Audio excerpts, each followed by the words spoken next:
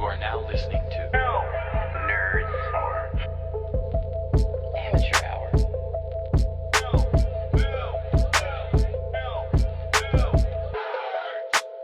Please, allow me to show you something. Let's get to work.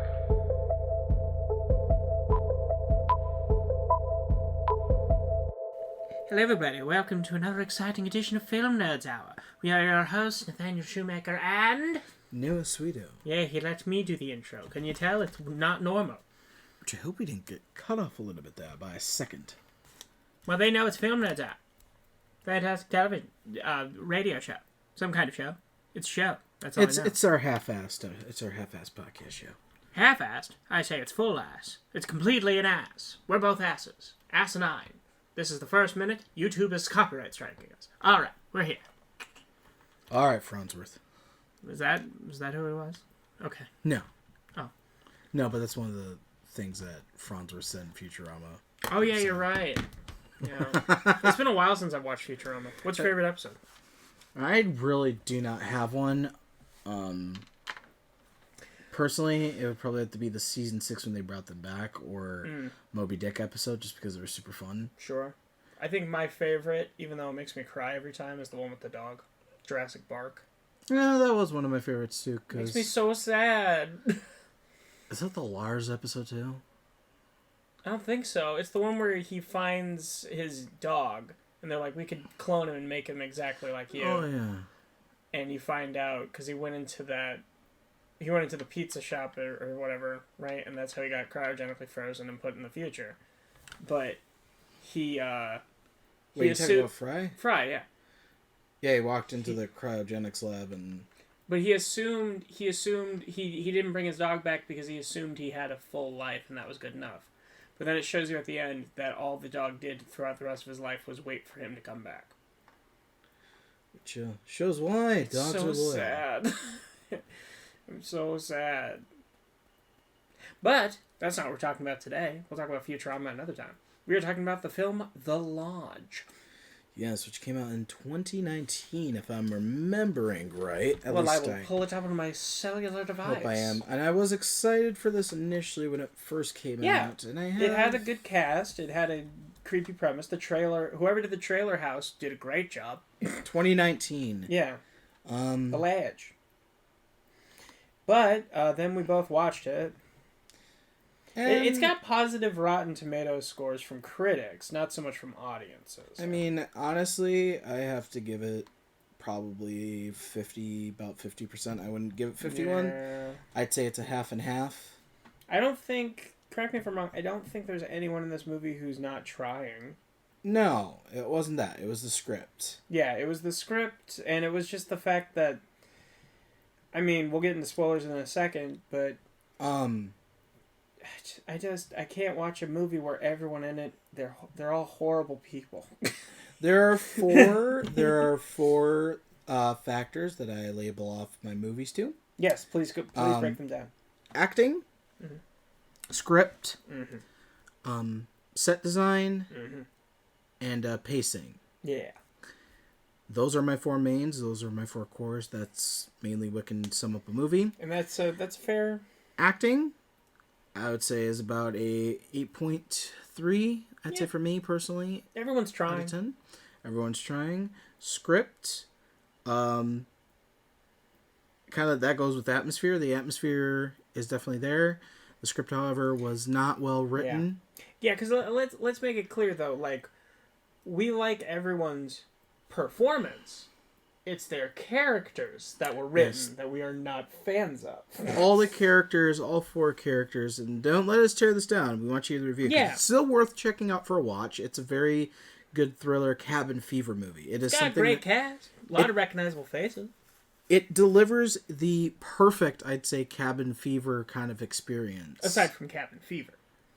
Well, that's more of a virus movie, too. Yeah. So, I mean, this as like... Directed by Eli Roth. I'd really say this as a cabin fever movie of paranoia is perfect. It's a perfect example for that. However, the execution with the characters... Well, it's just like, because, you know... We're not good. Again, and I won't spoil, but, like, you trick the audience, and we kind of tend to not like it, you know? Right. Unless it was a good trick, and it wasn't. Right. But yeah, again, good cast. Jaden Martell brings it. He was in It. Yeah, as young Bill Denebrow, so we can specify that. Yep. Yes.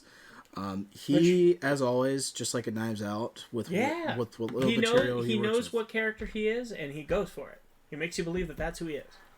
And he's good at embracing it too. Yep. Richard Armitage. Last time you saw him, he was a dwarf. Yeah, he played Gimli. Thorin Oakenshield. Oh, Thorin Oakenshield. That's right. Movies. That's right. No, because who played Gimli? Because they were actually in Shannara as the Elf King, I think, is who they were. But... Oh yeah, because you've been doing a lot of the Shannara stuff. Well, I remember that too because I'm also playing Shadow of Mordor. Yeah. Currently, so that's kind of where that is coming from as well. Oh, that's where I recognize her from. Okay. Yeah, what was who played Gimli again? So we can. I'm looking it up. Sorry. Just because it's gonna rot your brain if you can't. Yeah, John Rhys Davis. Yes, he was in Raiders, or no, yeah, Raiders. Yep, he's also in Raiders of the Lost Ark. He was in Sliders, which was I heard the last song, but he was also in Shannara as well. Sliders, I liked. So yeah, he's been in a couple of things. If you guys want to see more movies he's been in, feel free to look him up. He's been in a couple of B-rated movies that I've definitely seen. But no, I'd say he did very well for not John Rhys. Why am I drawing a blank on the main guy's name? So much for the Lodge. Richard Armitage? Yeah, Richard Armitage. He did. He very played good. Richard. His character was Richard. I know, but I'm thinking of him in Lord of the Rings, which is why it threw me off. Yeah. No, he did great in this as always. Yep. I feel like he worked with what he could. He really wasn't in the movie that much to really give a serious opinion on what he was. He was kind of there for the beginning and the end. Mm-hmm. Yeah, he was the bookends of the situation. I mean, she's only in it for 5 seconds, but I love seeing Alicia Silverstone. She was great in Clueless. I don't know if you ever saw Clueless. No. It's a great movie. Oh, it's so good. Riley Keough? I don't know how to say last names. She plays Grace. Talking about... Oh, Riley... Yeah, I don't know how to say her last name. Sorry, we don't want to mispronounce it. But she was good there too. She was in Mad Max. Fury Road. I think I did hear She was the redhead girl. Okay. And she married the guy who was playing the guitar with the fire coming That's out right. of it. Yeah, I saw that. Mm-hmm. Yeah, and they're married in real life. Yep. They got married. Which is pretty cool. Yeah, the voice actor of for any of you game nerds out there, for Infamous Second Son, there is a DLC that tells the story of Fetch and is a prequel story set right before the events of Infamous Second Son. Fetch and the guy who plays not Brent, but I don't remember the antagonist's name. You guys can look it up. But the antagonist in there and the girl who plays Fetch, they're actually married in real life, and they had some pretty intense, like, gritty scenes of them being enemies. They together after or before? No, I believe they were together before. Okay. So that was pretty cool. I was like, husband and wife, they're playing that dynamic. So Leah McHugh is Mia, and she's in MCU. She is now in the She is Eternals. Sprite in the Eternals, yeah. She was in another movie called Totem, which was a horror film that I didn't see. But I had like some interest in. I heard it was really bad, so I really wanted to go see it, like Pyramid, just because I wanted to. It's back when Family Video was a thing. I was just gonna buy it for a couple of bucks because I figured why not. If you want to see a horror movie that she's in that's good, I'd recommend They Come Knocking, which was it's one of those Hulu. It's the Hulu original film series that they do with scary stuff. Oh, that's right. I did see that, and I don't remember it as much. But... Which I categorize as adult Goosebumps. Yeah, like Fear Street. Yeah, exactly. Yeah. I really, even though the main guy from that has had his issues have come to light, I really still like that movie. Because it's about family and how terrifying it can be. But which is similar to this.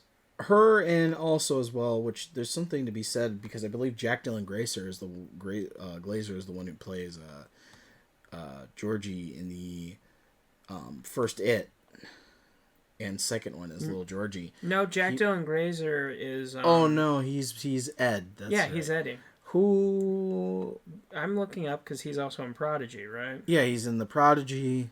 Yeah, He's a brilliant child actor as well for these horror. You're thinking films. of Jackson Robert Scott. It's also a 3-name.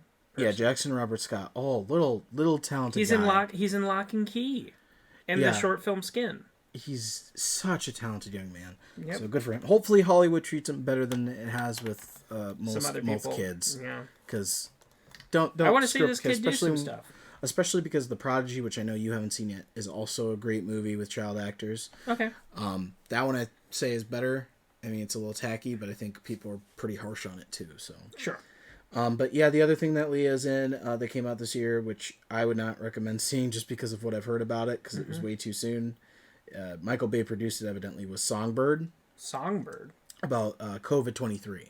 Oh yeah, I heard about that. Yeah, which was way too soon. And oh yeah, and very the guy's poor like taste, immune and like yeah. which shouldn't have even taken place. It should have waited. I don't know why anybody thought that would be a good idea in the year 2020. I honestly feel like it was honestly probably just to sell tickets and get seats. It was probably just for money. Because, like, you know, they're like, oh, we want to make a movie that's, you know, a heightened version of our current reality and, like, where it can go. And I understand trying to do that, but you have to understand that can really make people terrified in real world because we're actually going through something similar right now. And it's very, what would you say, offensive to the bunch of people who are suffered a bunch of losses. Like it's a thing of like they made movies about 9/11, but they did it years later. Yeah, it was way too offensive, and a lot of people should. I could understand this movie getting made.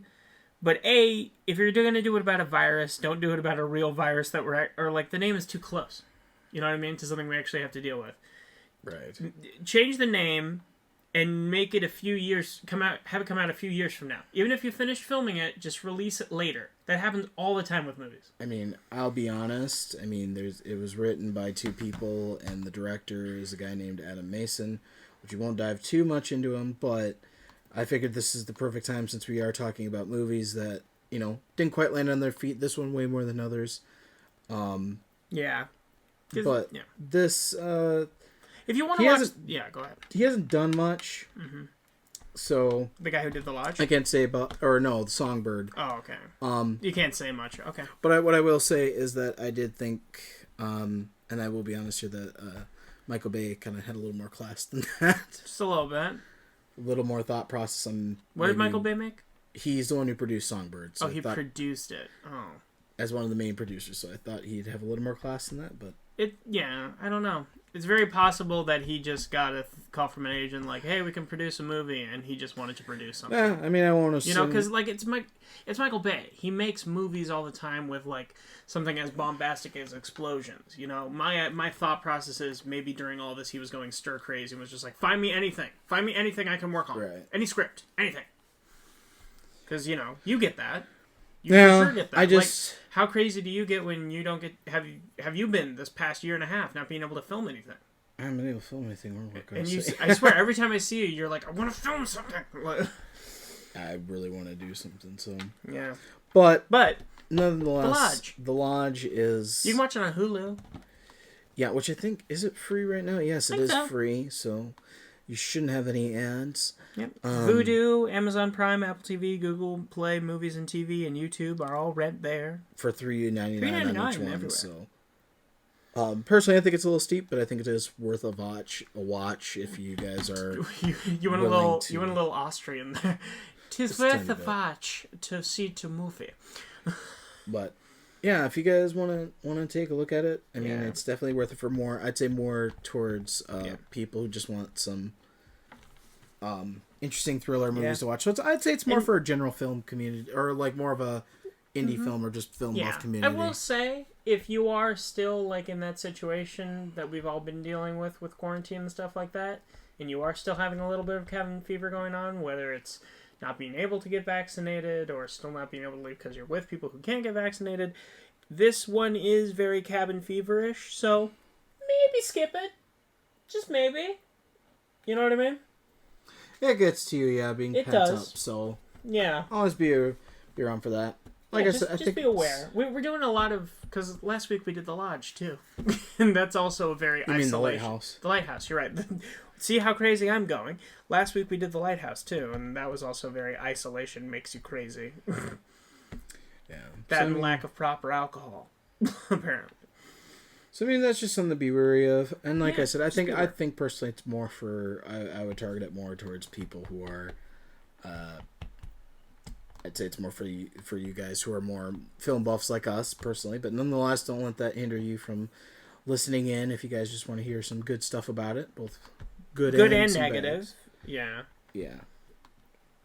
So I think we can dive in. Yeah. For any of you, this is your Spoiler spoiler warning. warning. So Get out of here! Get out! Go away. you will have to scram now if you don't want any spoilers. Okay, well they're not children from the. Calm down. Scram, kid, scram. See. You will have to scram now if you wish to not have anything. Have to be spoiled. scrambled eggs. So, On again. Yeah. So, you already get the sense separated family, and when this movie starts, because the mom, who's in this movie for all of 10 seconds. yeah, which was short and a little. Which is weird because it's Alicia Silverstone. You know what I mean? Like she, in the 90s after Clueless, she was one of the biggest stars. For at least for a while, because you probably remember her in Batman and Robin. I try not to because it was a bad movie. Well, not just that, but it's just a lot of stuff that they said to her and a lot of what the media outlet said to her. Oh, yeah. And how disrespectfully rude and body shaming they were doing. And it was just very sickening to me. And Yeah. so I try to remember her in that light of, oh, well, she could have been, if she could have had her own solo Batgirl movie like Supergirl did, that would have been fun too. Right. Because I think she played the role well for what it was. Mm-hmm. It's just it wasn't a great movie. It wasn't a great movie, but I was not a fan of how people treat him, and they had no justification for it. None whatsoever. But, yeah, and I thought I remembered her from something else. She was the mom in the Diary of the Wimpy Kid stuff. That's right. There you go. The original stuff, yeah.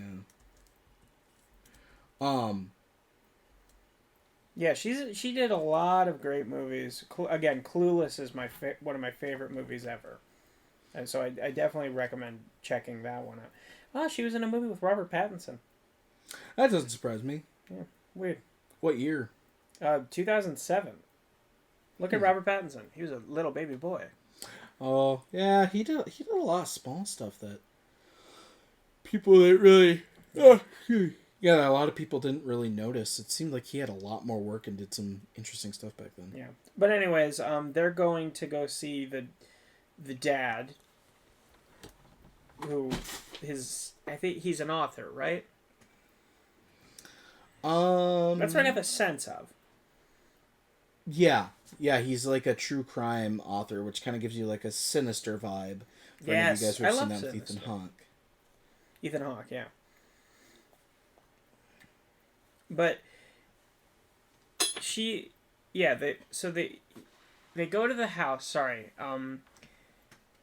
and when they get there, they're driving there, and the daughter refers to Grace, not by name, but just her is what they call her, and she refers to her as the R word that I don't like to say. Oh. Yeah, there you go. You guys know what it is. Yeah. I didn't remember her setup as well. Mm-hmm. The pacing for me was just kind of slow and kind of forgettable. Well, okay, well, I just want to say, for this movie, Besides for all of its flaws, I will say, the dollhouse aspect of it is cool. Yeah, it is cool that they have a dollhouse that's an exact replica of the cabin that they're going into later, and they make the scenes that are about to happen with dolls first. Like, that's something I've never seen before. At least not to my memory. You know what I mean? Yeah. And it is weird I mean, foreshadowing. I remembered it before I saw this movie with Creepshow, personally. Yeah. Because Creepshow, for me, that was straight out Creepshow. Because Creepshow did that where they had... Little dioramas. They had an episode, that was focused on this girl, and whatever would happen in her dollhouse is what would happen to the family. Oh, that's cool. In real life. That's cool. It was a very good episode, and I highly recommend Creepshow's it. great. Not promoting Shudder, we're not paid to. Yeah. But definitely would go check that out on Shudder or get it on Blu-ray. We wouldn't mind it. Hey, Shudder, you want to freaking give us some money? I mean, Shudder's great. Yeah. That and Tubi. They're a quality service. They're both quality services. Tubi's got limited ads, like, for real. They're great. Also not sponsored. No, it's weird. I don't know if you noticed, but it is kind of foreshadowing of what happens in the car. Because she makes the doll, and she has the doll wearing the exact dress the mom is wearing. And then she has the brother shake the hand, and the arm comes off. And she's like, "You're lucky I can put it back on." And then the brother goes, "I'm going to take off her head." Did you notice that that's foreshadowing to what happens later? Yeah. Yeah. There you go. The foreshadowing in this movie was actually pretty nice. Solid. And there's a lot of... there's a lot of little things. Yes. That are strewn throughout that I really, really like. So in that case, if you do like it, kind of movies like that where you see little tiny things, even like The Shining, like there's little Easter eggs all over foreshadowing. Yeah. This movie is perfect for that. It's a very good like look and see what you notice type of movie, which is kind of what I love about these, because this I don't think we said this is a supernatural movie. It frames itself as that. Yeah, it's kind of like... It's really about mental illness. It is more about mental illness, but it does take the approach... And PTSD. It does take the approach of kind of a supernatural movie. Kind of. A little bit, so... And there's a lot of religious elements in it as well. Yeah. The religious overtones are very much theirs. And my favorite for those types of horror films is because there is just so many little things that they do in the background to make you unsettled. Just like It. Yeah. So there's a lot in here that you can find if you're paying attention. Exactly. But no, they end up going to the house. The dad gives the kids money to buy candy, and that's because he wants to talk to the mom alone, because he wants the divorce papers finalized, because he's going to marry the girl who he presumably had an affair with her on. Well, I think they did clear it up. Yeah. Well, because she was the basis for his book on cults. Right. Yeah. Which, honestly, like, you know... He's pretty scummy. We can say it. Because I know your first reaction to the movie was more than hectic, and I understood that. Well, my first reaction to, like, that whole situation was, like, more calm, I feel like, because I was like, oh, you know... Sometimes marriages don't work out. You're not with the right person. It happens. And you were like, no, fuck him. He's a cheating asshole. And both arguments have their weight, I feel like. You know... And it is a weird thing, because, like, you know... I mean... You interview a person enough, and you know them enough, you know, you might fall in love. Who knows? Again, if you're already in love with someone, but... I mean... I don't really call what they had love, and here's why. Yeah, go ahead. Because I know that there is a... You feel like it was more creepy old man? No. And here's what I'm going to say, because I know a lot of people, especially after that first viewing, and you probably would have said it too, is that people are like, no, it's love. And I'm like, well, no, because if you really think about it, if you're interviewing a person, and this is something that's been done even, I think, in Alfred Hitchcock movies. It's something that's been done a lot. If you're interviewing somebody and you're getting to know every aspect of their life, that doesn't mean you're in love with them. That just means you know so much about them and you're intrigued by who they are. You might develop feelings of love the more you know about someone. Yeah. Like, that's an example with us. Like, the more I learn about you, the more I love you, man. Yeah. See how I have to preface it with man? Thanks, man. As family. Yeah. But, you know, there are plenty of people that I've gotten to know, but it's kind of like a therapy thing. Like, a therapist really gets to know you. But you would be disturbed if a therapist wanted to fuck you. Yeah. Exactly. It's not something where it's like, oh, I suddenly want to take it to the next level with you. Like, no. And that's not even a professionalism. And if it is, it's something they keep to themselves. But when you're really interviewing somebody, that's the whole thing. You're not supposed to, because there really is no feeling there.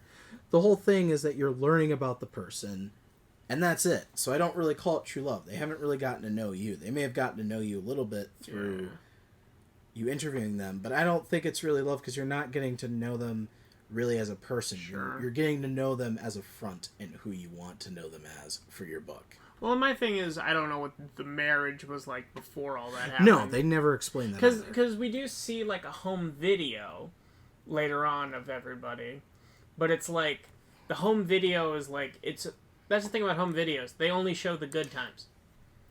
You know what I mean? Yeah, that's the thing. That I kind of wanted to mention too, because while they only showed the good times, that was also kind of my thing with, that was very much my thing with kind of having that mentality of, it doesn't exist. Mm-hmm. It's a fantasy. Because of course, it's taboo. If you're not happy in your relationship that you're in, of course, if you have something where you're getting to know somebody else, you're gonna think maybe this could be better. Yeah, it's like people who have an affair and they've indulged so much in maybe the content that they watch that it starts to become a very taboo fantasy that they want to make real. Yeah. Some people regret it, some people don't. But I don't think it's actual emotion. I think it's the lust, and you're in love with the idea.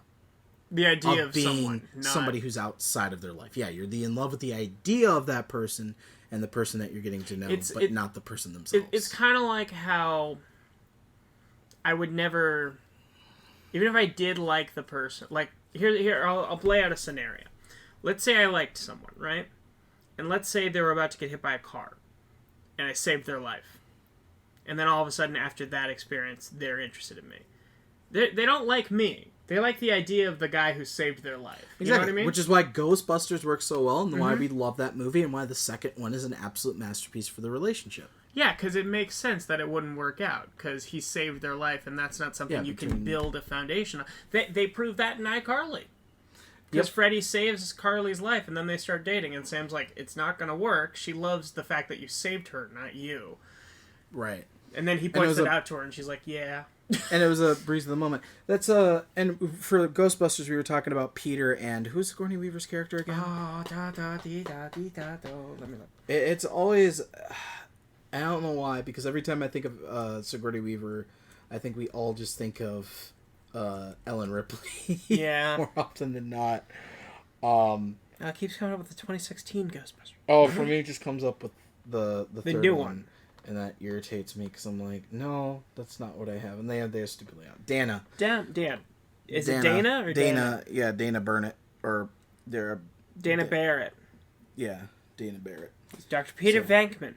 And that is, I'm not wrong, that is his kid, right? Is that what the implication in Ghostbusters 2? That's his... It's one of their kids, yeah, I think. Oh, they had a kid, okay. Or no, it's his grandson. Sorry. What? No, Dana and Peter Venkman...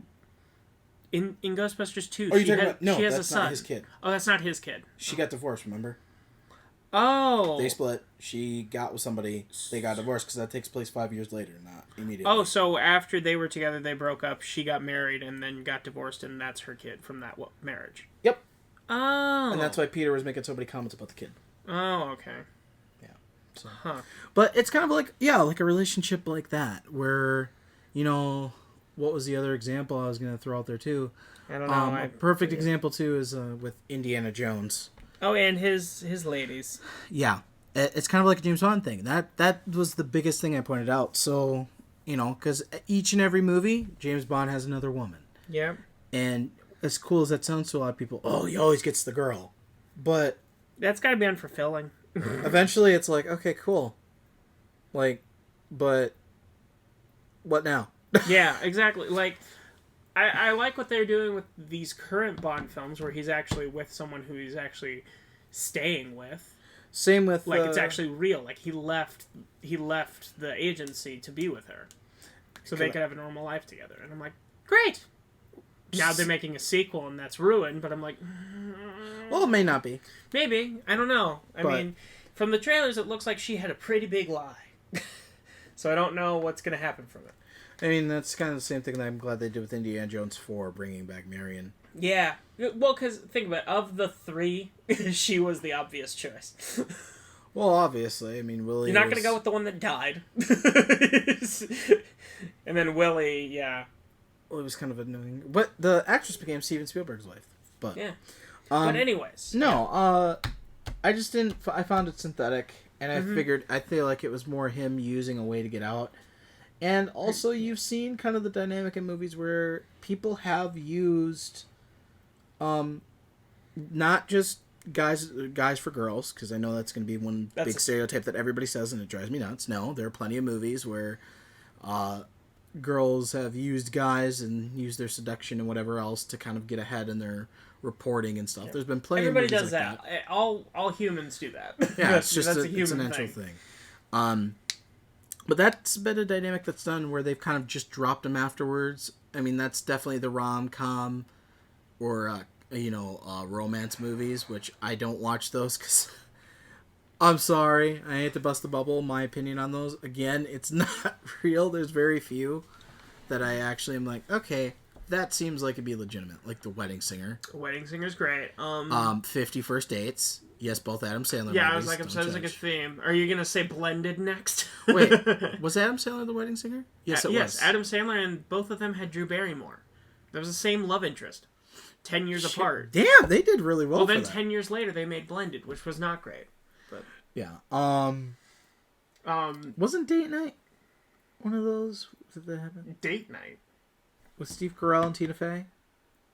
Oh, I forgot that was even a thing, I think. Looking for a partner for the end of the world or a buddy for the end of the world? Seeking a friend for Seeking the friend for the end of the world. That was Steve Carell and not Tina Fey. That was Keira Knightley. Well, I wasn't thinking No, there is a movie called Date Night. No, I know that has Tina Fey. That's why I'm saying that. Oh, okay. And then one other one the other two that I like was Hitch. Hitch is great. And again, you need to see you need to see About Time. That one's good. What was the other one that I had in mind too? I'll think of it, but I'm sure you will. There's a really good one out there too that I also liked. But nonetheless, so they're not your thing, is what you're saying? Yeah.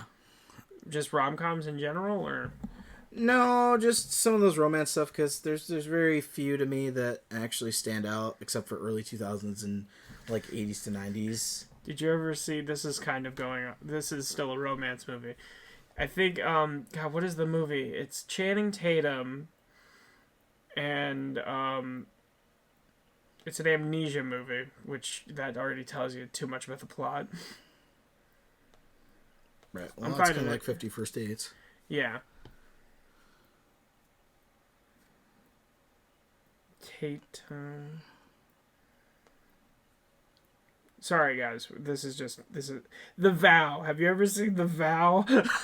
I have not. Oh my gosh, that one is the most ridiculous. So, this couple gets married, right? And the beginning of it, they get in a car accident, and you see the girl fly through the windshield in slow motion. Like, you see the whole accident, you see that happening. And then she gets amnesia, and she can't remember her husband. So the whole movie, he has to make her fall in love with him again. I'm like, that's not how amnesia works. But okay. Whatever works, right? Well, it's like, they also proved that she didn't have amnesia in the movie. Because the 3 questions they ask you to prove if you don't have amnesia. What is your name? Where are you? And what date is it? She says all 3. But she just doesn't remember her husband. I mean, that's brain damage. Yeah, amnesia. Exactly. That's not amnesia. But they frame it as amnesia. And I'm like, what the hell are you talking about? Like, I don't know. It just seems weird. It was a weird concept for a movie. Well, that's Hollywood for you. Yeah. But they got to romanticize everything just to sell tickets. And yeah. But the Lodge, sorry to go on that tangent. Yeah, he tells her that he wants to finalize the divorce because him and Grace are going to get married. And then it cuts to her, like, at home. She pulls out a bottle of wine, to which I'm like, okay, she's just gonna get drunk, whatever. No, then she, like, in the quickest motion ever, pulls out a freaking gun and shoots herself in the mouth. It's, like, less than a second motion. You blink and you miss it, which shouldn't be the way for a suicide in a movie. Like, I don't want him to linger on it, but it's like, I literally had to go, wait, what happened? Can you rewind that? I'm glad they didn't linger on it too much, because it felt like it needed... But it's just like, again, there's an issue with the fact that you had to rewind it for me because I didn't see what happened. I heard a bang, and then she was just sitting there, and I was like, wait, what? Did she get assassinated? What's going on? Yeah. Well, I think that was supposed to be the shock value of like, wait, did that actually just happen? Well, because again, maybe it is shock value because it happens so fast. Because, well, you don't expect to hear that, and then the next thing to be like, oh, they just... Well, also in, like, I've heard, like, in every story of, like, that kind of thing, there always is hesitation, at least that I've heard. So it seemed very jarring for the sake of being jarring. You know what I mean? Yeah. But then they, like, go to the funeral and they release black balloons into the sky with, like, notes. I mean... attached to them. I want to say, because it does play, now that we've gotten there, I mean, the reason I have such a big problem with the guy and the husband is because it doesn't... The way they made it seem is that she has been struggling for a while with the fact... that he left her for someone younger and more attractive or whatever. Okay. And I understand that. When you fall out of love, it's not something that you can just easily say stay with the kids for. It's not healthy. Because that's the thing... Sorry, go ahead. There's a lot of hostility, and it becomes an environment of choosing favorites. Well, that's the thing of falling out of love, because someone pointed out, like, when you fall out of love with the person, a lot of times people stick around because they're like, maybe I'll fall back in love with them. You won't. You won't. It's gone. And if you do, it's usually... a fabrication of the situation. Because usually you don't fall out of love. You usually have your moments and you'll be able to come back to each other. You don't go for long periods of time and then be like, oh. And I stopped loving you. You know? Like, if that happens, come up with a reason fast. Because you can't say, I don't love you anymore, because that makes you sound like a sociopath. Right. Why are you leaving me? I'm dead inside. Right. But in any case... And, you know, the reason that I really came to hate him, along with a lot of the other characters, is because... Well, it's what happened 6 months later. It's what happened 6 months later, but I feel like... It's very important to point out she committed suicide, and in Catholicism, you commit a mortal sin, that means you can't get to heaven. Yeah, that was my big That's why the girl was, crying about it. Yeah, because the little girl starts crying about it, and... she's like, she could never go to heaven. And I'm like, oh, God. This sucks. Brother is supporting her, and that's when we learn that. The reason I really didn't like the father is because, you obviously were pushing her away, and I mean, it's not his fault that she committed suicide. That was on her own terms. No, that is a choice. But it's the way that he kept... Because I have to imagine, because of the way that the movie continues, that he was already pushing the idea of having another woman around his kids. It's 6 months later, so they've been living there, and presumably she lives there too. I think they said... No, he said that they're coming over. They're getting married, but they're not living together. Yeah. Which... Again, not a great thing. I mean... No, you got to do it gradually and slowly. Not during Christmas. I mean, what movie was it that we just watched? Disturbia. Yeah! Great movie. We'll talk about that at some point, too. We'll say one pivotal point. There's a spoiler for that. Because you did like that. So, yeah, you guys can, like, shut off for a couple of seconds and you won't miss anything. Mm-hmm. But the dad dies in the beginning. Mm-hmm. So, but there is a scene in there where the mom is talking to somebody, and it's only been a year since her husband's dead. It's been a year, and I pointed that out to you. I was like, frickin' no, that's not... And we all get it. Sometimes you need a dick appointment or whatever else it is and try to move on. Sure. But... It's been a year, and you have a teenage son. And that was my thing. You have one teenager, and you have one young daughter. Yeah. what the hell are you thinking with 6 months? And it wasn't just like a casual, like... They were like, hey, it was an accident. What if for Christmas we all what if we go to the cabin for Christmas? And they're like, okay. And he goes like, okay, but I have to go to the city. What if she stays with you for 10 days? And I'm like, He basically... what if he basically said, hey, you know the woman who I left your mom for, and it's basically one of the reasons she killed herself? reason. What if she just stayed around you guys for a whole weekend? So you can get to know her. So you guys can be locked in one environment so you can't go anywhere. Yeah, and it's a snow-covered tundra, so there's no leaving. Yes, so that's why I said the first time around, I wasn't a supporter of him. I think he was the biggest dick. That's not what you do to your kids. You don't force someone to be okay with someone, regardless of if you're marrying them. It was 6 months, and... You give them time to process, and however long that needs to take, that's how long it takes, and you have to be fine with that. It seemed to, like, he just gave up on trying to help his kids. It seemed like he didn't even care. It seemed like... What? And who the heck has to work the week before Christmas? You're a writer. Take a week. Who gives a shit? Well, especially, and that was my thing. Like, right now, more often than not, and I'm sorry, you don't have to be a parent to figure this out. If you have kids, or even anybody that you have a guardianship over, and a relative has committed suicide or has been in some tragedy, you don't just disappear and leave them with a whole random person. Yeah, essentially random person. Like, even if it has been 6 months. Especially... when that is one of the main factors of why you're in the situation that you're in. And they hated her before. They definitely hate her now. Yeah, they blame her. Well, not only did they take their dad away, she kind of took her mom away. In a tertiary way, you could see it that way. Yeah. And she's kind of the reason, besides whatever was probably going on in the relationship. And listen, like when we learn about her backstory, I feel bad for her. It's because again, it's not her fault at all. I feel like it was probably the dad's fault more than anything else. Yeah, and that's the biggest thing is I feel the biggest antagonist in this movie was the dad. Yeah.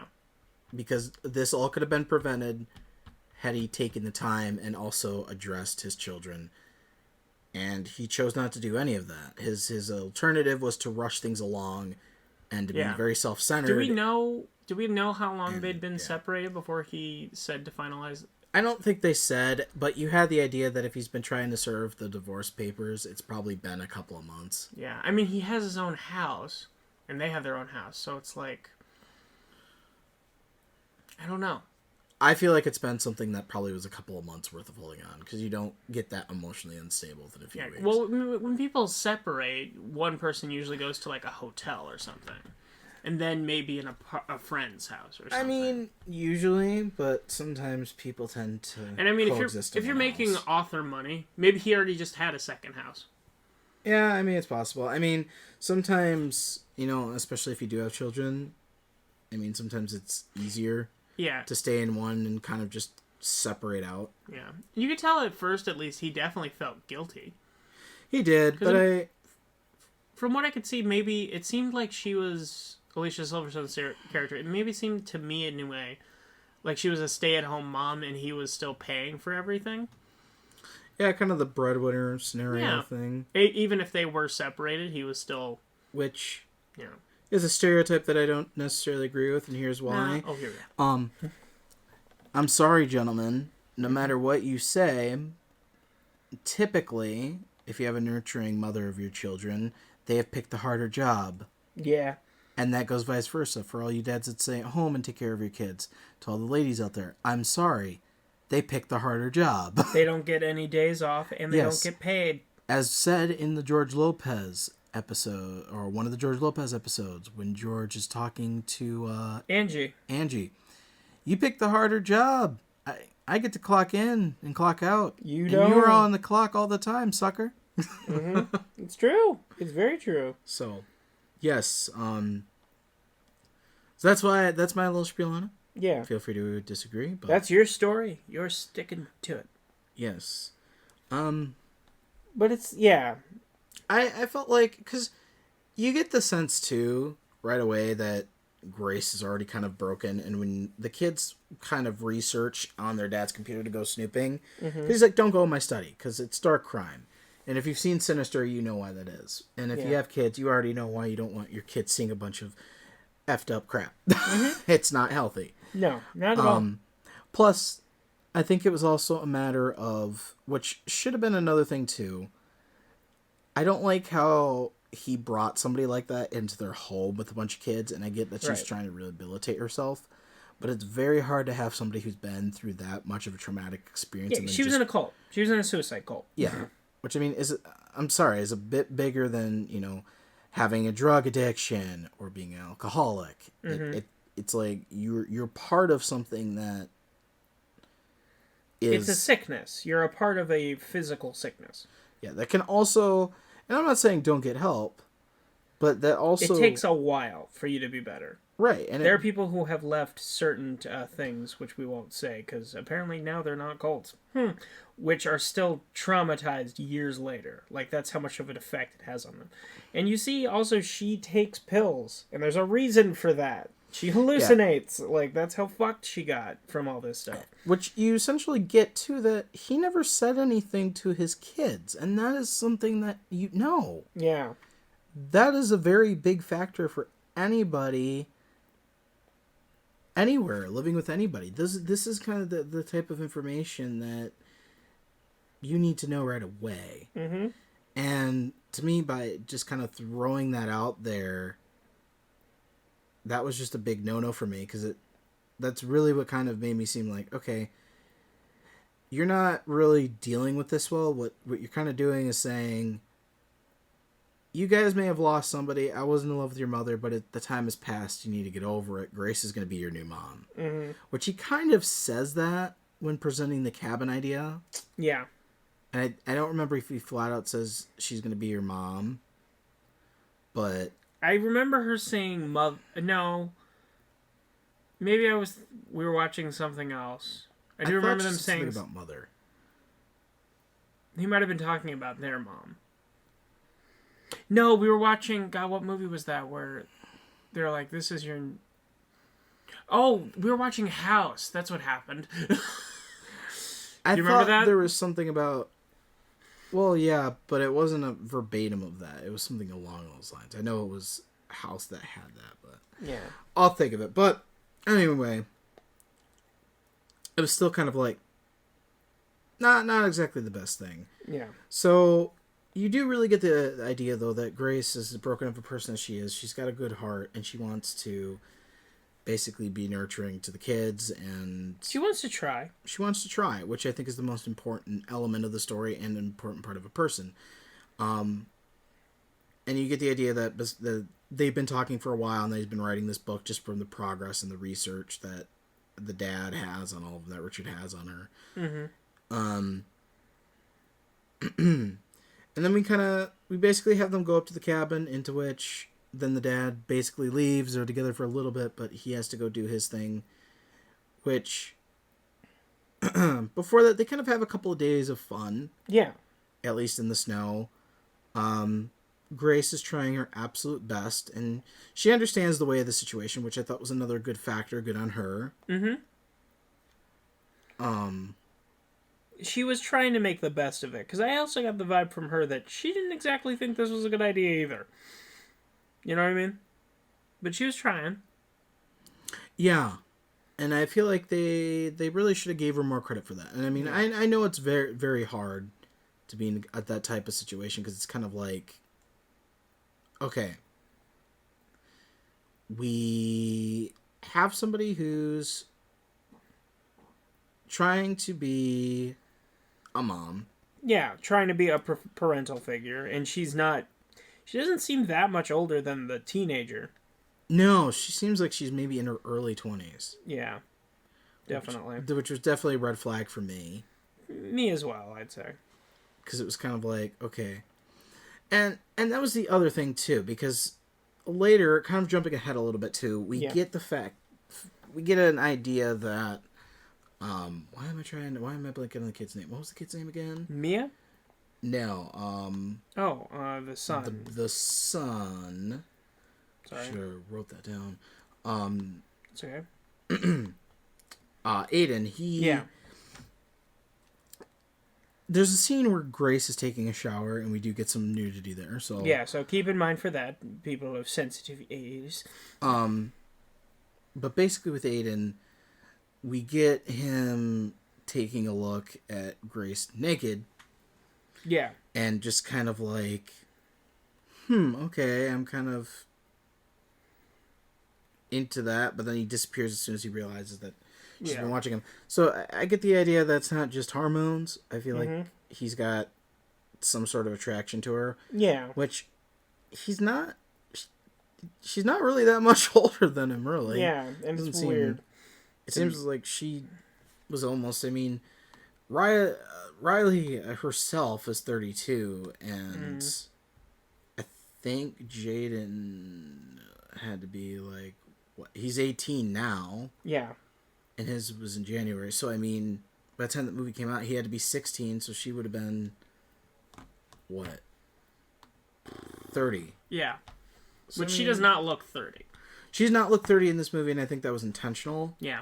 And Jaden definitely looks like he's at least like a sophomore, junior in high school. Exactly.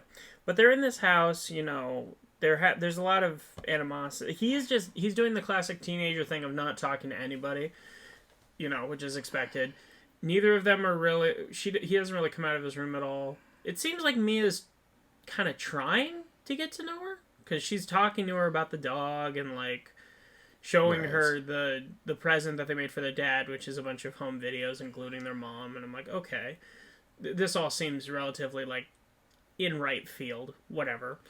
And then, like, they're watching The Thing and Jack Frost and all this stuff. And it seems like he's maybe, because she's like, hey, I know this isn't the best situation. And he was like, I hate you, basically. And she goes, really? Do you look at everyone in the shower that you hate? And, like, calls him out on it straight up. Which, good on her, because, yeah, that's creepy.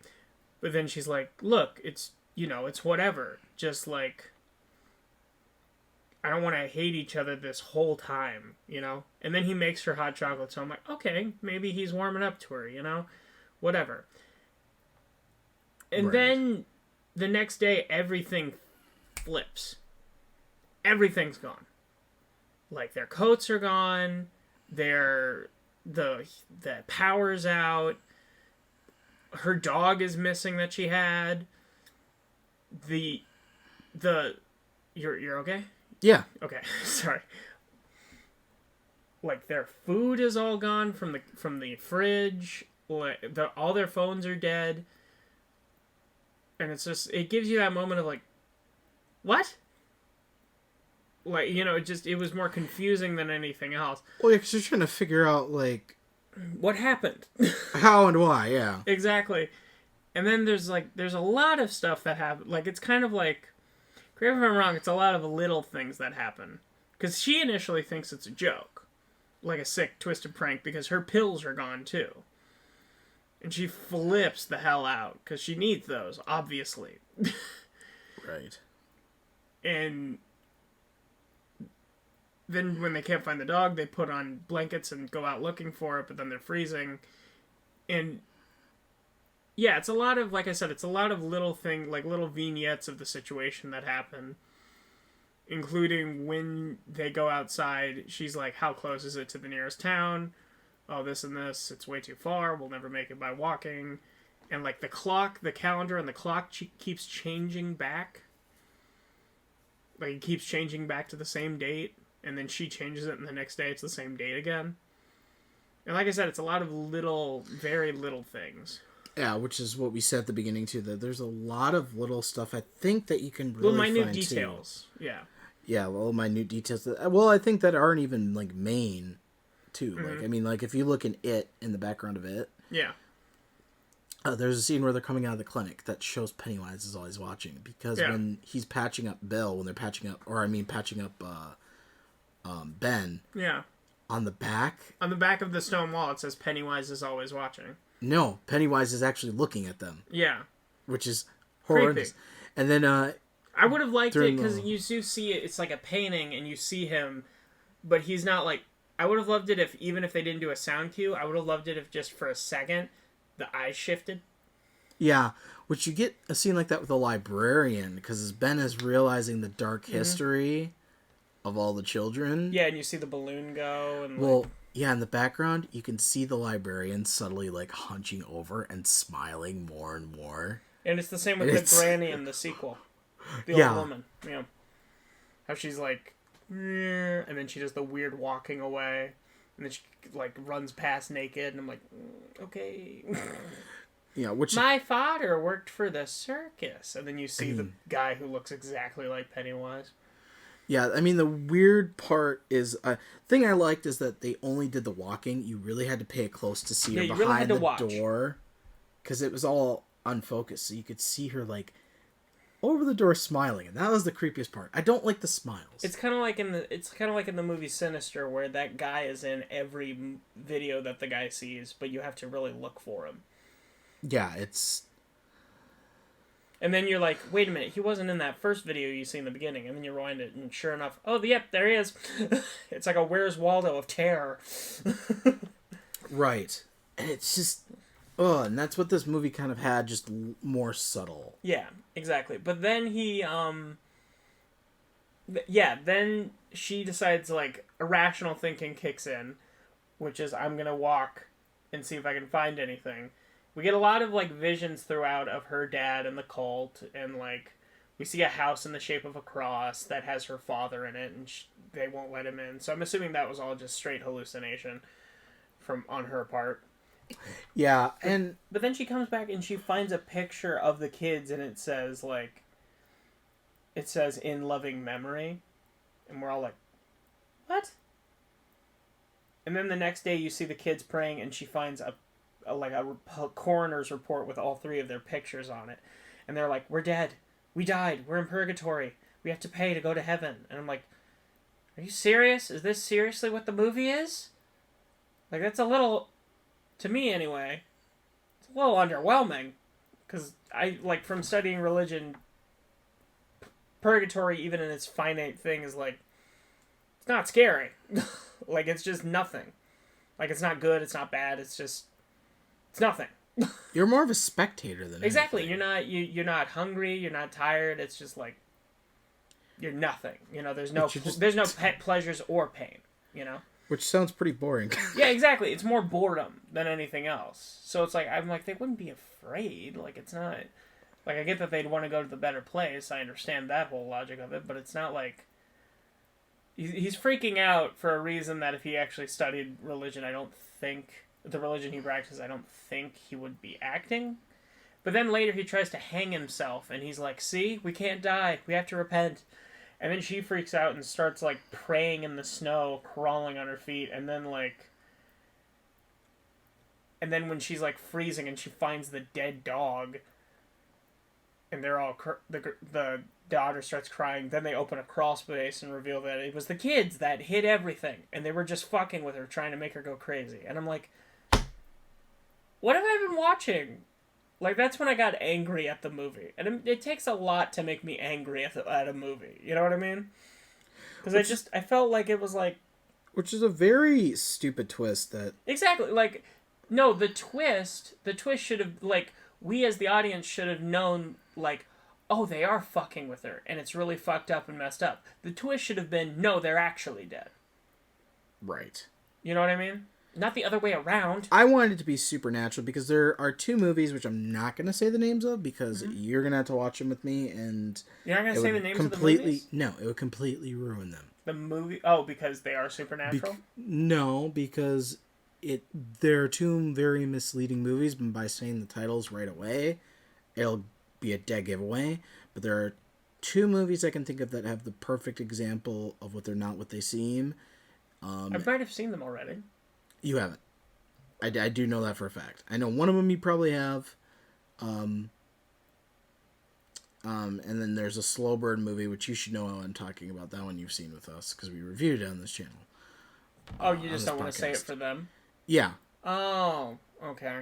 Well, one of the ones that I'm thinking of, you definitely can't know about either, because that'll ruin it for you. I can't know about it?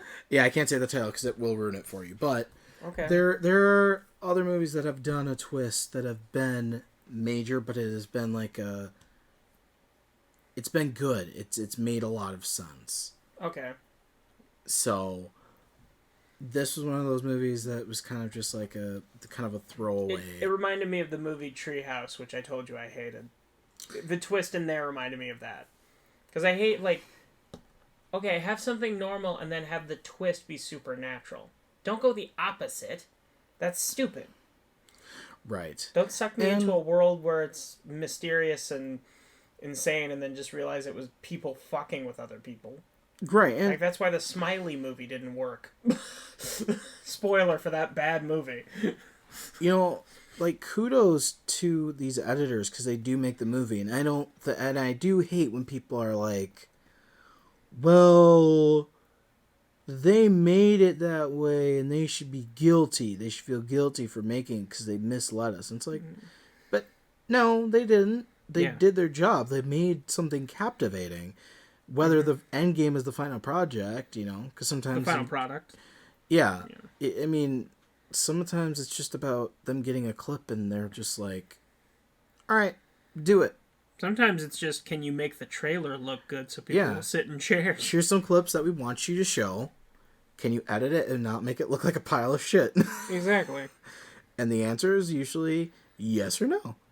Which you would hope is a yes rather than a no, but... So yeah, I mean, I wanted this to be good with the twist that it had because it was like, but it just seemed really just way too dickish. Yeah, like, it didn't seem like, oh, this is insane. It was more like, these kids are assholes. Yeah, it seemed like you really thought that that would be a good idea. Yeah, that would be acceptable. That because you lost your mom to torment somebody who's mentally ill. No, I. And it's a thing of like, oh, because of her, we lost a person we love. We're gonna make her feel exactly how we feel. That's not justice. And no. that's revenge, and revenge never has a good result. And the thing that really made me is that the fact is, if they were trying to chase her away, that was not an appropriate way to do it either. No. And, you know, I feel like, you know, like, I still have my things against Grace, mostly because she also, like, I get it, people are looking for happiness and they need that. But she also should have been the one to say no. If it wasn't going to be the more grown-up man, she should have been the adult about it. She needed to be the adult and say, no, this is... Because she already was being skeptical about it. And she really should have stood up. And I know, like, plot of the movie, blah, blah, blah, blah, blah. Mm-hmm. But the movie could have gone a different way. Right. You know, she really should have been the bigger up and said, no, this is a bad idea. Your children have just been subjected not even a whole year ago to their mother committing suicide. I think this is too fast. I think this is... How about this? Yeah. How about we go there together, you take me with you, and have the kids have the cabin to themselves, and then we come back. That, to me, would have been the logical choice. Or, even better, like, the father should have been there. Yeah. And said, you need to be there for the kids. Take time off work. Yeah. Don't trap them in this person and be like, love each other. You're forced to. Like. Right. So... I mean, that's the biggest thing with Us. I mean, it's still worth a watch, because there's still a lot of good set That's not material. the end of the movie, though. Yeah. Because she still thinks that they're... Even though they reveal and tell her, she still thinks that they are telling the truth, because they try to put the electricity back on and it doesn't work. And then the daughter, whose phone wasn't dead, unlike the other two phones, she actually was calling her dad, but then it ended up dying because of that. So now they really are screwed. Yeah. And then they see her, she's like walking in her sleep and like freaking out. And then she also like puts her knees, she makes her knees burn on coals while she's praying. And I'm like, okay then. So they are scared out of their mind to the point where they're staying in the attic and he's telling her to pee in the corner because the crazy lady is downstairs. I'm like, no, the crazy people are upstairs. Well, I mean, you should have given her pills back. And not killed her dog. We didn't talk about that. They clearly killed a dog. They very obviously killed a dog. I don't even know if Mia actually killed her dog as much as they just decided Leaving to it be very outside curious. and not letting it back in, knowing where it was and everything, that's killing a dog. Oh, right, she did know it was outside. Yep. They would have had to have moved it outside to make them think that the dog disappeared. Yeah. So, I mean, it just... Yeah, they did. It was just so heinous. There was no justifications for the kids. Cause it's like, okay, I get it if you maybe do a prank or a two. prank. Yeah, like to run people out. Because you've seen that in movies before. Yeah, but nothing like this. But this is just to weird. not only that, well, and to kind of note, Grace has hallucinations and is associating them with like the cabin. So it's, I don't know if she was actually in a cabin. Mm-hmm. Where with what happened, right? That would be my guess, because she was probably hallucinating the actual house. That's what she was probably seeing. Right. That was kind of like my idea. I was like, I don't know if she's doing that or if she's, was at a cabin or if she's just hallucinating the cabin. But whatever the deal was, it was like she clearly already wasn't okay when she was, starting to get off her meds, and I think she kind of made that clear. Yeah. And that was the other thing about the kids. They started noticing her getting weirder and weirder. Yeah. And they still kind of just decided to go along with it. Yeah. And well, and then she comes up and is like pointing a gun at them. And she's like, we're in purgatory. We have to repent. And then the dad shows up and she like points the gun at herself. Or no, she says burn the doll. And she tries to burn the little doll in front of the girl. She's like, we have to give up earthly possessions. You're tied to her. You have to burn it. And I'm like, okay. Yeah, which I didn't really feel bad for the little girl at all because... No. You were weird. No. I was like, okay. You got what was coming to you. You decided to be stupid and... that's your punishment. Exactly. And if you really cared about your mom... I'm sorry. You couldn't justify that the mom would have wanted that. No, regardless. Regardless of how she felt about her, I don't think she would have. No, because she would have probably been more like any parent that would have been like, it sucks the situation that we were in, but that doesn't justify the actions. Right. Same, there was and I can't say the game because that'll spoil it, but... For those of you who know a very good game that made Game of the Year, there was a very powerful story, and one of the final missions in that game, you go out and you get revenge on a specific character. I was afraid you were going to be vague about this. Well, you kind of have to. Yeah. But... the way that the person, what they've accomplished, and what the person had sacrificed for that person, the person who made the sacrifice for them, they wouldn't have wanted the character that you're playing as to go get revenge. And it's an in the moment thing where you're like, I am so ready to give the payback. Yeah. For what they did to that character, but they wouldn't have wanted it. They wouldn't have wanted it because the whole sacrifice point that they made is to move forward with your life and be better. Mm-hmm.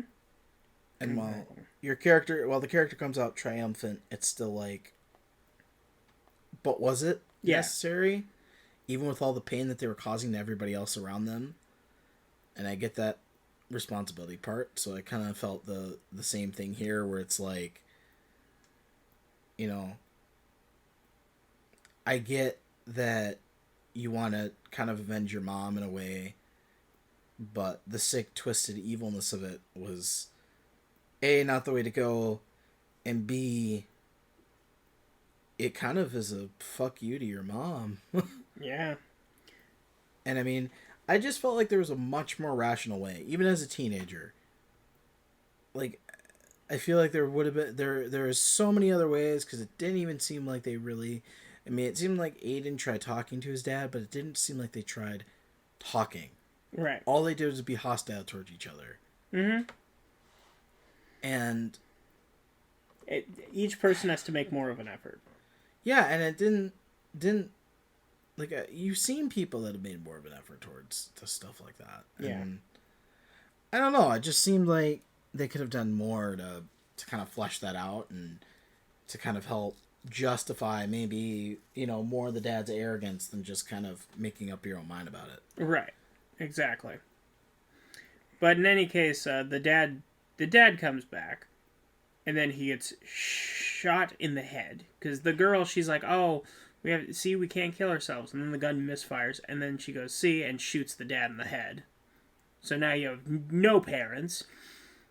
Which caused Grace to just go even more psycho because then she realized what she did. Mm-hmm. Which was like, oh. Huh. Well, fuck everything then. Exactly. But then she ends up getting them all dinner and praying and, like, having them sit with the body and then duct taping the word "sent" on their mouths. And that's how the movie ends. And I just felt... I just felt unsatisfied, I guess. Well, unsatisfied. And it was clear that Grace finally just shot all of them, probably killed herself. Yeah. Because It's not like... I understand, like, oh, Not everything is happy. I don't need a happy ending, whatever, but it's still, like... The whole... You know what I mean? Overly bleakness of it. Yeah. I mean, nonetheless, like I said, still a good psychological thriller for the most part up until that reveal. Yeah. Exactly. But... beyond that, I mean, it's just like that was way too bleak, and it was just too. Yeah, and I get How do horror you movies even not. justify that? A lot of horror movies don't have like happy endings, but it's like I don't need a bleak one where I know for a fact children are gonna die, even if they were assholes. You know what I mean? Right, and well, what really shouldn't have happened too is that it almost seemed justified with what they did. Yeah. Because they specifically knew. What and I don't like that happen. feeling. I don't like that feeling at all. No, and that was something that they did too well, and why I was also like, you really shouldn't make characters that good that they justify from such a young age, and it just seemed like there was no justification. Mm-hmm. And the biggest victim in this movie was Grace, but I still stand by the fact that the biggest antagonist of this movie was Richard. Yeah.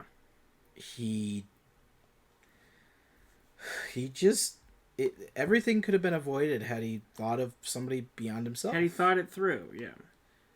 And I can't, not address that. No. So. But I mean, that pretty much concludes the lodge. Yeah. We don't really hear a gunshot or anything else. It really just ends on that high note. Mm-hmm. That high note. That was what that was? Or low note. Yeah, I was about to say. Yeah. The high note of bleakness. Yeah. Would be more like it. But in any case, yeah, that's the movie. Oh boy. They did have some great sequences of some of the hallucinations that Grace was having. Yeah, again, there is something to like in this movie. It's just, for me personally, there's more not to. No, but I do want to give this movie some credit because I don't want to totally shit on it because there was a great set design. Yeah. And the cabin they picked was absolutely lovely, and the cinematography, regardless of what this movie was, is absolutely amazing. I would say if we're blaming anyone, probably the writers. Well, I think the director actually wrote and directed this, so... Oh, well then. Okay. Anyway. But, I do have to say, though, the cinematography, though, was on par. Mm-hmm. And the acting was definitely trying, and it succeeded. Yeah. So... Visually, it's great. Visually, it's great, and the acting is great. The dialogue is pretty well written for what it is. Mm-hmm. But, overall, it just the really big twist was just very and it makes you understand because my first viewing, I wasn't super into it, and I was kind of like, okay, that was a movie. Yeah. But really seeing it again, I understand why audiences were like, okay. Yeah, they were basically like, no. Mm-hmm. So, otherwise, that's been the Lodge. If you guys still want to check it out, like I said, yeah, we all want everybody to have their own experience, and maybe you have some different thoughts or notice a perspective that we didn't. Yeah, So we're Goodness. always open. We'd love to hearing hear them. any interpretation and any thoughts, and please give them in the comments down below. Yeah, opinions are always welcomed with us, as we are not gods. No, And we are but men. We are but mortals. until we direct our own feature film, I don't think we can speak too badly, unlike some other people who do reviews of things and impressions. So. We won't say names, but whatever. No. I will say, that is our episode for this week. Thank you for listening. If you did, like, comment, all the good stuff. Thanks for listening on YouTube or Spotify or wherever you're listening to at the time. And if you're doing it telepathically, please teach me how. Yes, and please don't make me have bad dreams. That's a fear. But don't read my mind. Yeah, I don't know. No, please. Nobody wants to read a weird black man's mind. Yes, I won't outrightly say what we are watching next, but let's just say some traits you have on your own, and some traits about you are passed down. And we'll leave it with that. I think it is his debut film as well, so. Mm-hmm. Anyway, without further ado, he's been Nathaniel Shoemaker. He's been No Sweeter. And this has been Film Nerds Hour. So long, everyone. Film Nerds Hour. Yeah.